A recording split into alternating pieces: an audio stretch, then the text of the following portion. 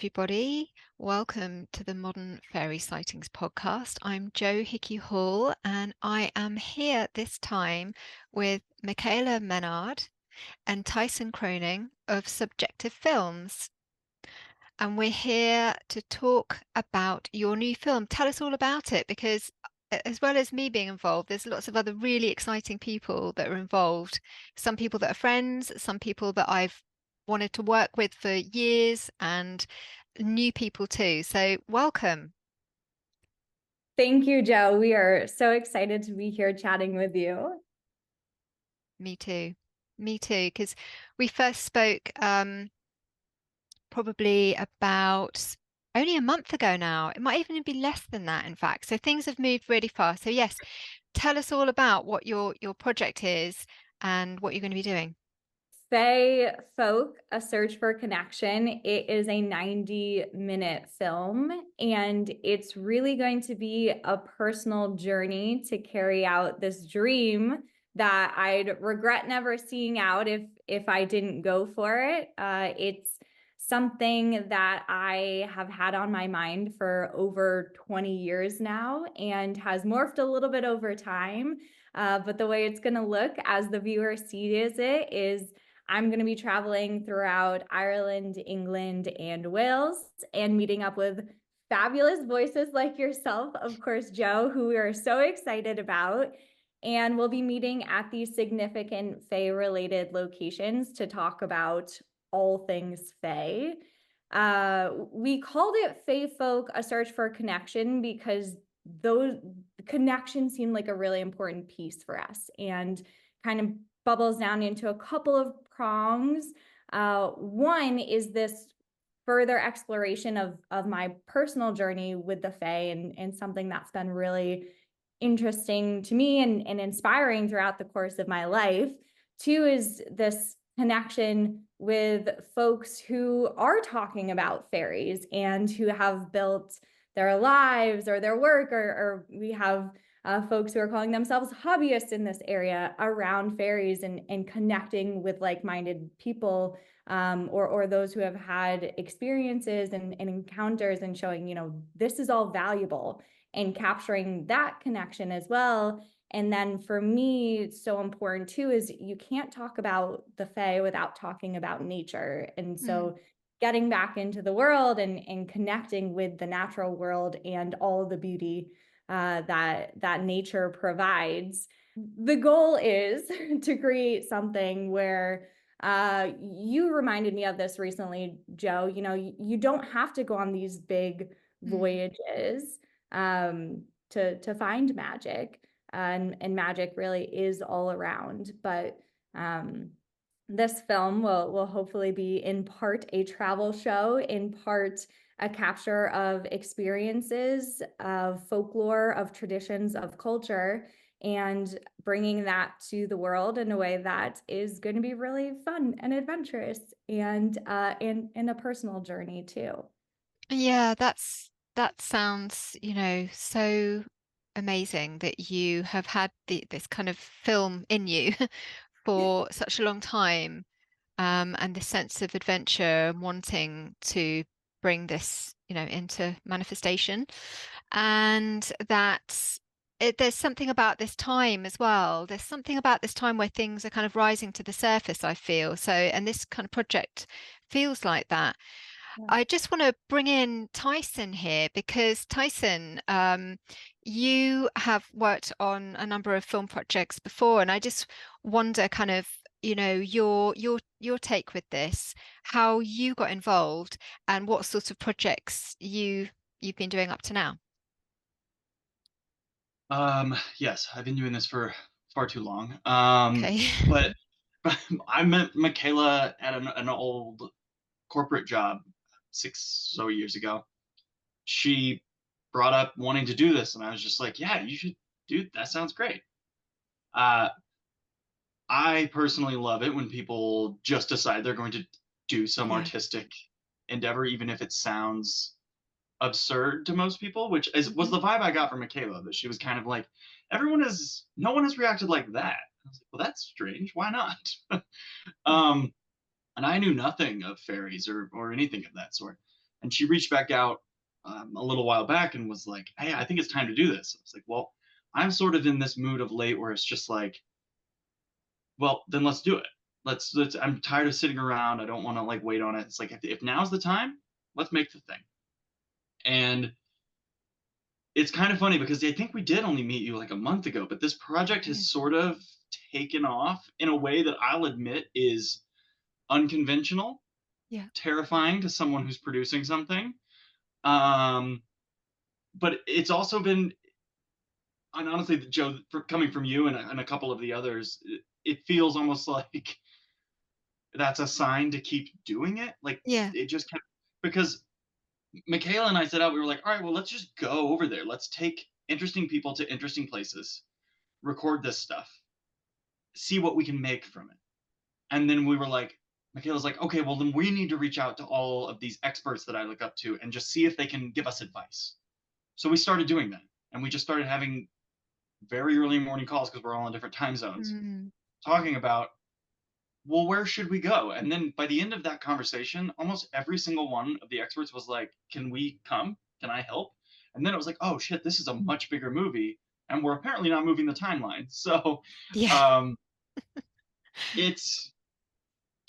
it's exciting and a lot. It's a lot at once. But I just want to acknowledge that yes, it is strange that like we met you a month ago and we're already doing this. It's just that's kind of how it worked out. This wasn't the intention. It wasn't supposed to be this big, which is why we decided to do an Indiegogo to try and cover some of Yes. the additional costs that changed. But like we're doing it no matter what. I'm very excited about it. I'm afraid that didn't answer your question very much, No. but So no, that's great. So, it's happening. And yeah, it's a mhm, good point to mention the Indiegogo because I think at the moment there's a sort of 10 or 11 days left of the Indiegogo. Is that correct? I think And it's like so, and and as you say, you 5 days. how many days? 5 days. 5 days, yeah. 5 days. Oh my. I know. Wow, that is a hell of a countdown. So, if people are feeling this too, there are various kind of perks that people can get access to relating to the film when they support the crowdfunder. So how does that work? Yeah, there are some really excellent perks, and it's not always easy to find on the site. So you might have to do a little bit of digging, but for anyone who gives $5 or more, they will get special things from us. There are opportunities to appear in the credits. There are opportunities for people who are really excited about film to earn a producer, executive producer title. There are opportunities to screen the film. I'm really excited. I think we have it called VIP because it feels like a VIP to be able to watch the film before it comes out Mm. on streaming services, and you can roll out your own red carpet for that and be able to see the film. We have incredible opportunities to download the poster that is currently being worked on by the fabulous Brett Manning. I know she is super into it, and Yeah. We I've seen, forgot to mention Brett Manning because that's a really big name you've got on board there. Brett is utterly amazing. For anyone that isn't familiar with her artwork, go and check out her artwork. She's so inspiring. So yeah. yeah, that's very exciting that you've got Brett doing the poster. That's And super cool. just to clarify on that, I am looking into ways to potentially print the poster and be able to ship it people if they so want to after the fact. But the idea being currently, until we can figure that out, you will get a very high quality printable download, basically, Okay, where you can take it to a print shop and frame it yourself type thing, sure. Yeah. which is what the digital poster is. Yes. Excellent. And then there's also the opportunity to download the score. That's also, I got a little sneak peek of, and that's really exciting as Yeah. well. Getting involved in the donating also opens the door to just getting updates and kind of seeing what's happening throughout. Mm. Uh, some of the higher tiers have daily updates from the set too, which I think will be really fun Could to be kind of get that interesting. inside scoop again, especially for folks who are interested in film and kind of getting a peek behind the curtain of how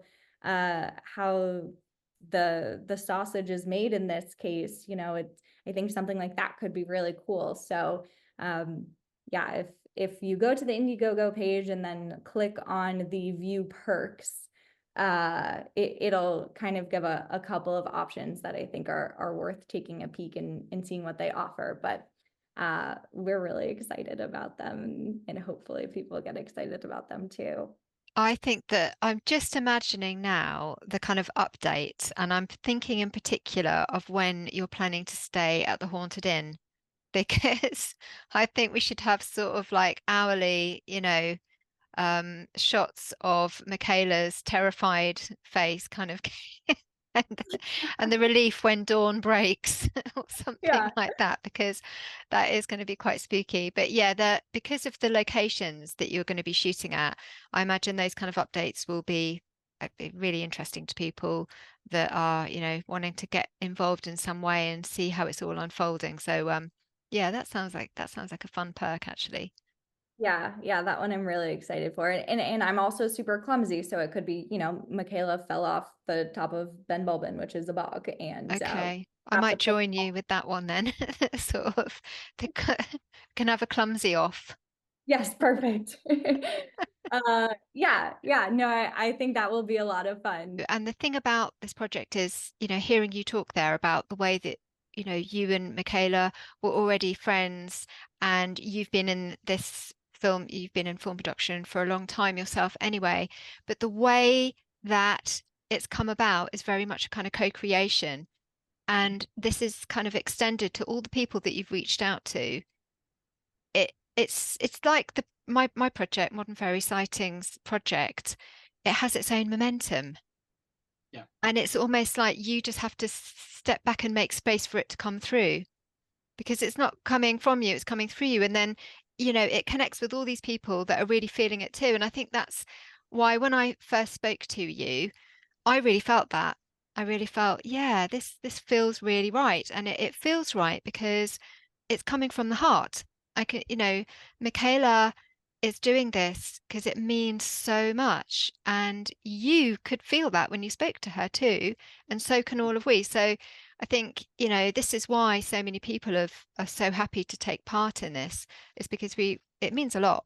It means a lot, and we're excited for this film to be made ourselves because we want to see this film. This is the film that we'd all love to make too, and it feels like it's in safe hands with you both. And so yeah, and that's you can't always say that in the film industry.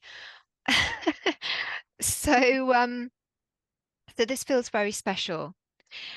You're over there in Denver, aren't you? Are you both living in Yep. Denver? Yeah. And so Well, Mikayla's in. Where are you at now? I'm in Vermont right now, which is my home okay. state, visiting. Right, right.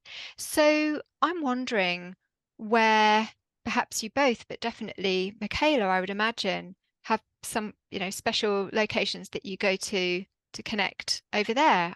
I'm curious about that.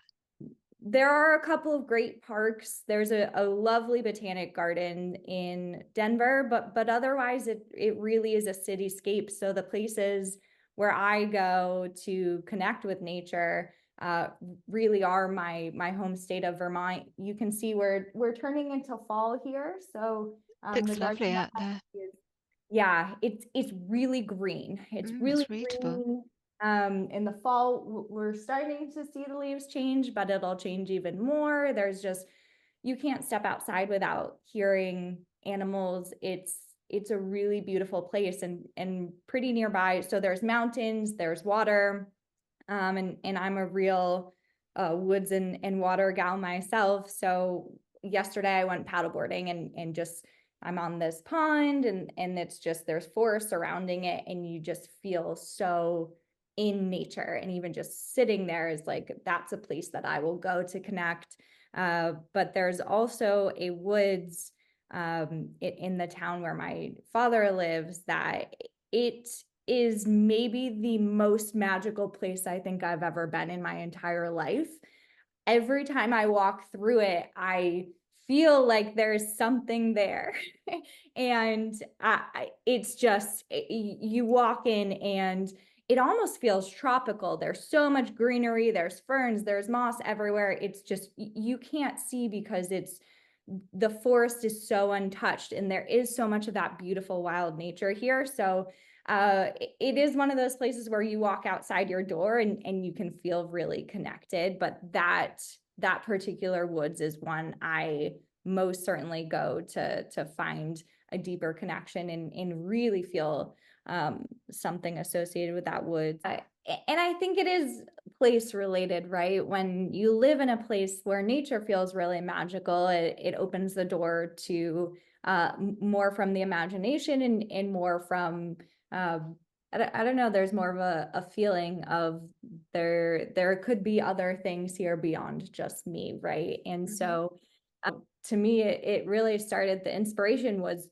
just the outdoors and the magic that it provides, offering the opportunity for me to really get excited about this thing and then turn that excitement into something a little bit more academic, and then say, like, this is something that I care very deeply about and I think really matters. How can I make that, how can I combine all my interests, which are anthropology, travel, and this concept, and talk to people about this thing that I really want to talk about, and like share that with the world too, because I think there's value there. So I'm wondering if you can share some of the places that you're going to be visiting as part of this project, because you've it's kind of it's sort of developed, hasn't it, as you've contacted people to get people involved, and whether they're academics or whether they're researchers or, as you say, hobbyists, they have been able to suggest various places to you. So the project itself is kind of it's shifted and it's still creating actually even at this point. So what kind of places do you have pinned down that you're going to be visiting at this point? yes, and I love that you say at this point, because Tyson reminded me it's important to add in the disclaimer of Okay. could change, based on the day. There are places where we anticipated going that are now closed for safety, Right. or Yeah. entire libraries are moving right now. We just recently learned. So we can for sure tell you that we are going to Ireland, England, and Wales. We are Yes. so excited to visit those three places. We will be visiting hills, coastlines, caves, churches, graveyards, trees, forests.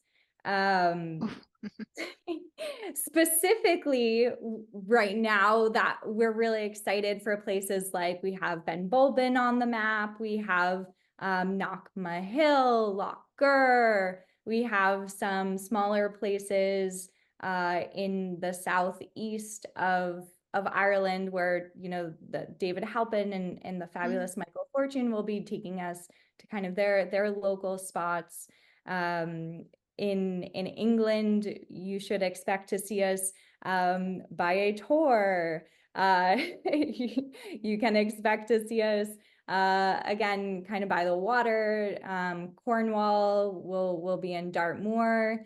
You should expect to see us in a haunted inn at some point in Wales. Through by a very important rock, we will say, in Wales. Tyson shaking his head. I'm probably in a way that's very annoying.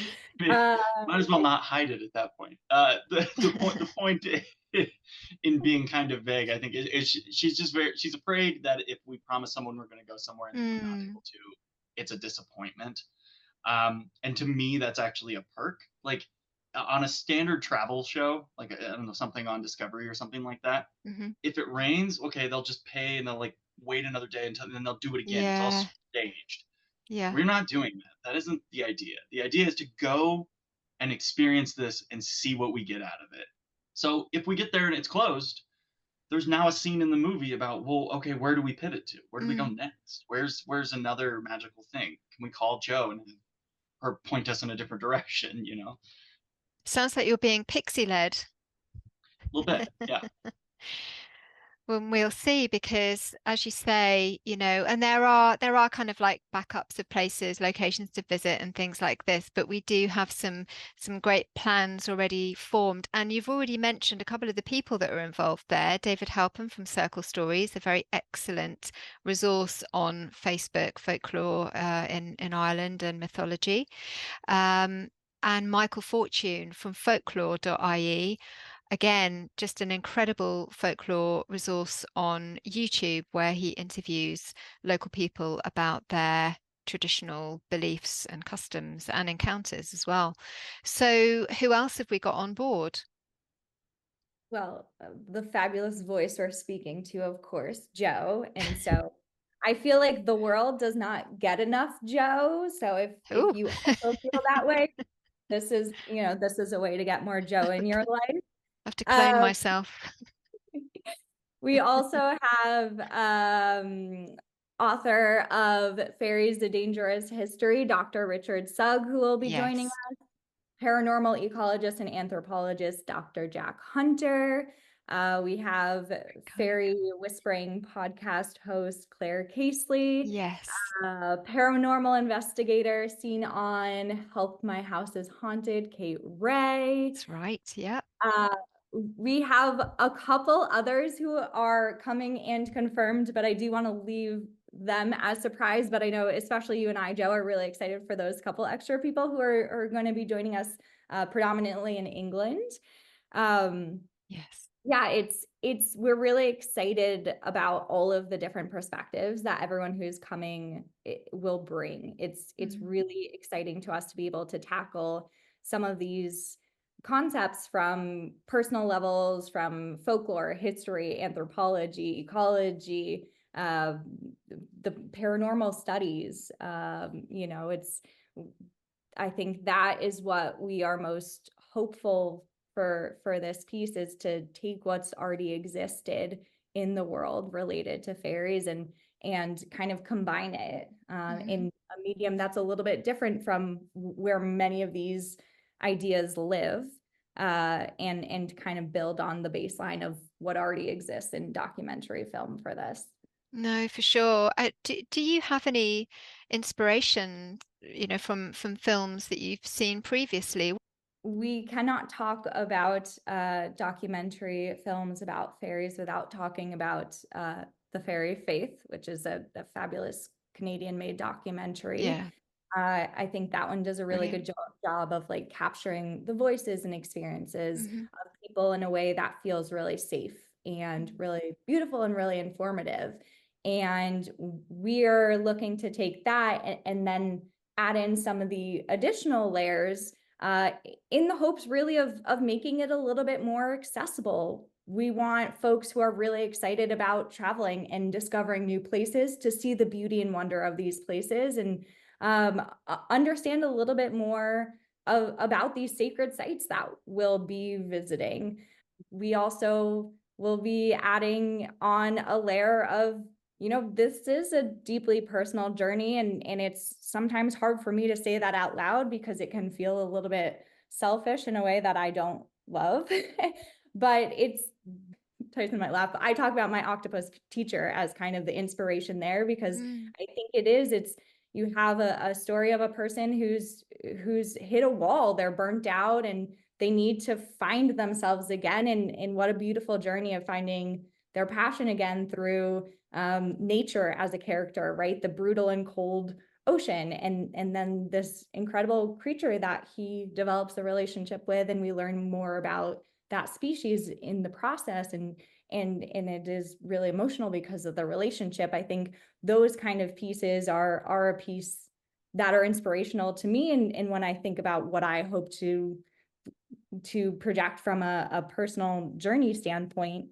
So kind of a lot of Yeah. different inspiration in different ways, and um, definitely we're excited to see how all those things combine, and what the story, what story actually is birthed from that. But Well, yeah, I mean, this is it because it's coming up. It's coming up really close. You're going to be heading over to your first leg is in Ireland. I mean, that's just a matter of a couple of weeks now, really, isn't it? Two So, and a half weeks. yeah, 2.5 weeks. So I can see you kind of drawing breath there, Tyson. Um, how does it feel with it, looming so close? I shouldn't say looming because that makes it, that's probably not the best word, but it is coming up really close. yes, Tyson, I go mean, ahead. I think it feels great. There's a lot to figure out. We figured out most of all of the big things, and it's just kind of making sure we haven't forgotten anything, and then being ready to roll kind of with the punches. Like honestly, it's a roller coaster every day of wow, there's a lot to do, and this is really happening. And it's like texting Mikayla and being like, just a reminder, we are really doing this in like 2.5 weeks. Like it's Yeah. exciting, right? Um, yeah, I feel pretty good about it. And yeah, so I guess I'm rambling at this point, but I'm excited. It actually does not feel as daunting as it maybe should most of the time. You're kind of being buoyed along by something. How about Yeah. you, Mikayla? I think maybe the word looming was okay to use. I, it is this interesting feeling of feeling at once incredible and just absolutely terrifying at the Yeah. same time. And Mm. uh, I'm so excited. And like Tyson said, truly, I can't believe it's happening. I almost pinched myself this morning, even just being like, modern fairy sightings podcast. What? Like all just speaking with some of these folks and being able to like openly talk about fairies, for me, Yeah, it's like box checked already, right? So there are moments when it's like, I just cannot believe that we're doing this. Um, it's really beautiful for me on a personal level. But it's also scary. It's scary because one, this has been my dream forever. And there is that uncomfortable time of, okay, well, now I'm actually carrying out my dream. So it's hard not to think what life sure. looks beyond that, right? Like what happens next? Um, but I am also someone who is very deeply working on her need to control things. And I think it's a trauma response, but I often feel the need to like know how something's going to turn out to protect myself emotionally. And this is something where Tyson has told me time and time again, we don't know what it's going to look like. We don't know what's going to happen. And I think that's part of the magic of it. But for me, that makes me really nervous because I like Yeah, to of be able to course. know where things are going. And the second branch of that is, you touched on it a little bit already, Joe, but there are so many people who feel like this has been a long time coming, or are feel like maybe we have not quite accomplished the goal with what's been put out before. And there's a lot of misinformation in big media productions, more to come out this year. There is a level of responsibility here Right. to correctly capture what is real, to capture culture, to make sure that everyone who makes their livelihood in this field or has spent years and years working on this topic feels like it's done in a way that means something to them and that they approve of. I am an enthusiast. This is, it's been a passion of mine throughout my entire life, but it's not my work. And so, we've talked about it being collaborative. It needs to be collaborative because I don't know as much as everyone else knows, and I haven't been able to see where we've gone wrong, what needs to happen. And so what keeps me up at night is making sure that we are doing right by all the folks who have had experiences or who maybe have been made to feel like their beliefs or experiences aren't valuable, and for all of those as well who from the academic side, so Mm. um it's it's scary in that I don't want to let anyone down. But it is exciting because it's gonna be a really amazing adventure. And I started with this idea of, I must have been like 7 or 8, and I just really wanted to connect with a fairy as I knew fairies back then, of course, which looks a little bit different from how it does now. What was your understanding as a child then of what fairies were? I I think a lot of my perspective was formed from what existed in the media. So I had this book, Fairies A to Z, which is a gorgeous picture book. And you see limbs of the fairies, but never a full fairy, but they are, miniature, striped stockings, pointy shoes, winged creatures that just seem really playful and fun and lovely. My impression of fairies were they were all very kind, fun beings that were there to help you. I think I had this concept of like it would be like a magical friend who could help me through some of the tougher things that I was going through, who could, selfishly, of course, I was a child, so I was like, they'll give me things, I pictured them like dangling from my hair and like whispering secrets kind of thing. So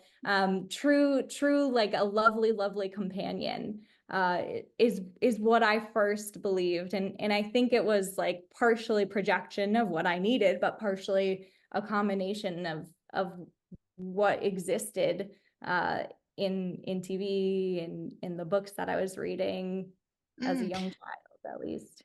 Yeah, I'm thinking of whether you think that this film, can you imagine it being watched by a little 8-year-old girl? And, because I guess it will be accessible, won't it? Uh, yeah, what do you think about that? Do you imagine other children watching it and seeing that journey? Could you imagine as an 8-year-old watching that yourself? And would what you're doing now have changed the way that you perceive fairies as a child, if you know what I mean, if that makes sense? Yeah, and it's such an interesting question, and it's one I've been thinking about as well. And again, Right. maybe comes back to me wanting to control the ending and what it's going to look like. Um, but yeah, the hope is it is accessible and can feel magical to everyone at all levels, and it has the same entertainment value for a child as an adult, where they can learn, they can laugh, they can go on this beautiful journey, and they can feel inspired by nature and these mystical beings.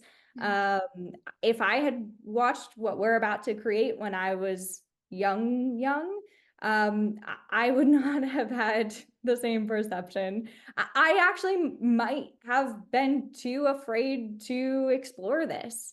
And that is what kind of shut the door for me a couple of times throughout, is the wrath of the fairies, without fully understanding the context there as to like when the wrath comes out and why. That scared me away for a lot of time. And and intentions are really important. But if I were a young child and I thought anything bad could happen, I'm not sure. This is not where I thought my head would go, but I'm not sure if I would have ended up in the same place, because it just kind of like served that need at the time. I guess, I suppose from what you're saying, that this film, it feels like we've got a lot to learn. To me, it feels like we've got a lot to learn.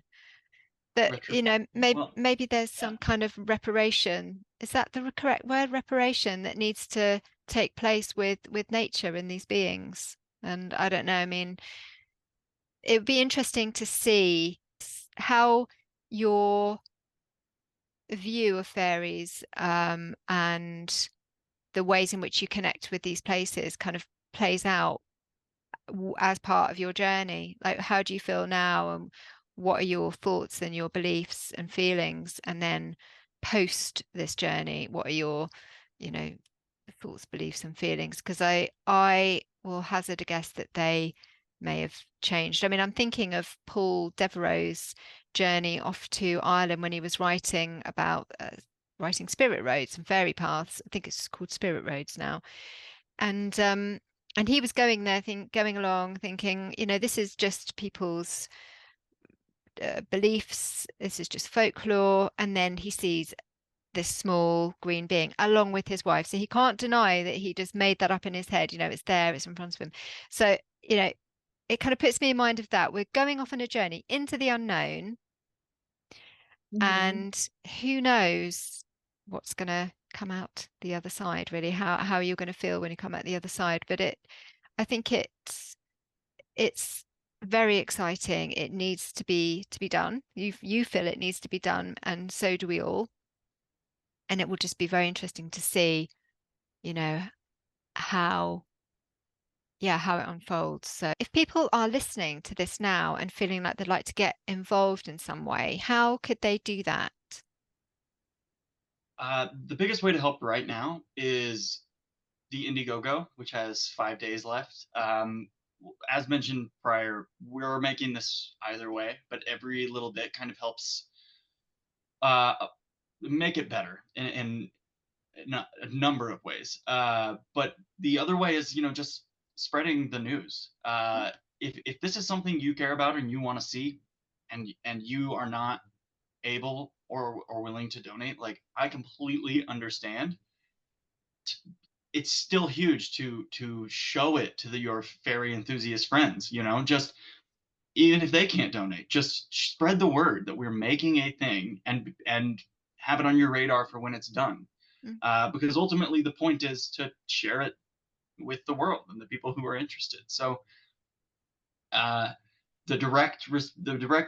most direct way to help would be the Indiegogo at this moment. But honestly, just any conversation is helpful. Yeah, that's lovely. Because I mean, this, as you've seen, it's come from a kernel of an idea that's managed to, connect with all of these people and inspire them too. And it feels to me like this isn't going to be the last film. It feels like that there is more to come too. So, I know we have to kind of focus on what we're doing now, but it feels like this is something that could actually cover other parts of the UK, other parts of Wales, and England, yes, and Scotland, other parts of the British Isles, because there are so many other people that would be fantastic to get involved, and so many more places to visit. So, this is something that could grow, and I know it's captured all our imaginations, and I'm sure a lot of viewers and listeners too. So I'm very excited to be joining with you. I'm delighted that you're making it, full stop. And then to be involved is hugely exciting. I haven't sort of quite taken the lid off my excitement yet, because I also just, can't quite believe it's happening. So, but I'm very much looking forward to joining with you, and also just kind of seeing where we're led on in those days that we're together. So, I guess we'll see people on the other side, and I look forward to, to seeing how it all unfolds, how the magic unfolds. But thanks so much for joining me, and I will see you very soon. Yes. Thank you, Thank you so Joe. much for Thank having me. you. For real, it's an honor.